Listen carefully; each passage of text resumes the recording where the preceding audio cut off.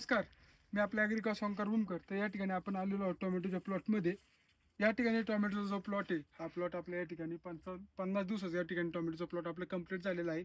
या प्लॉटची आपण या ठिकाणी बांधणी करून घेतलेली आहे. तर मित्रांनो, या ठिकाणी टोमॅटोवर आता थंडी पडते आणि ऊन पडते. याच्यामुळे टोमॅटोवरती जैविक आणि अजैविक या ठिकाणी ट्रेस येऊ लागलेला आहे. त्यासाठी हे पाहू शकता, टोमॅटोच्या ज्या पानं आहे त्याची या ठिकाणी वाट्या तयार झालेल्या आहे आणि त्याचे ढगाके तोंड झालेले आहे. तर मित्रांनो, हे जे प्रॉब्लेम आहे हा आक्सा नसून किंवा व्हायरस नसून या ठिकाणी जैविक अजैविक त्या ठिकाणी ट्रेस आलेला आहे. त्यासाठी आपण मेगाफॉल पंपाला 70 ml याचा एक प्लेन स्प्रे घ्यायचा आहे. त्याच्यानंतर मित्रांनो, परफेक्ट पंपाला 40 ml आणि ताक पंपाला 70 ml याच्या प्रमाणे याचा एक स्प्रे घ्यायचा आहे.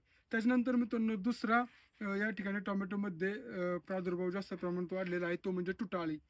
तुटाळी जर पाहायची म्हणली तर या ठिकाणी जे आपलं टोमॅटोचं जे पान आहे, या पानाच्या आतमध्ये एक आळी असते आणि त्या ठिकाणी वरचा आतमधला गाभा खाते, बाहेरचा गाभा खाते आणि आतमध्ये त्या ठिकाणी ती तुटाळी जिवंत असते. ती आळी नाग अळीचं औषध देऊन किंवा कीटकनाशक देऊन त्या ठिकाणी कमी होत नाही. तर त्यासाठी एखादं आपण गॅस पॉइझन असणार कीटकनाशक देऊन त्याच्याबरोबर कंट्रोल करणं अत्यंत गरजेचं असतं. त्याचप्रमाणे आपण नागाळीचं जर पाहिलं तर नागाळी आणि लालकुळीचा या ठिकाणी थंड आणि उष्ण वातावरणात जास्त प्रमाणात प्रादुर्भाव असतो.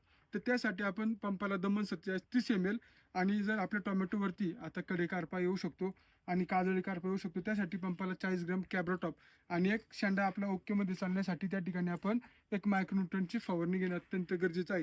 त्याचप्रमाणे टोमॅटोला पाण्यामधून 13-13 असेल मायक्रोन्यूटन किंवा त्याच्याबरोबर 10-14 असेल, ह्या ग्रेडचा आपण वारंवार वापर केला पाहिजे. धन्यवाद.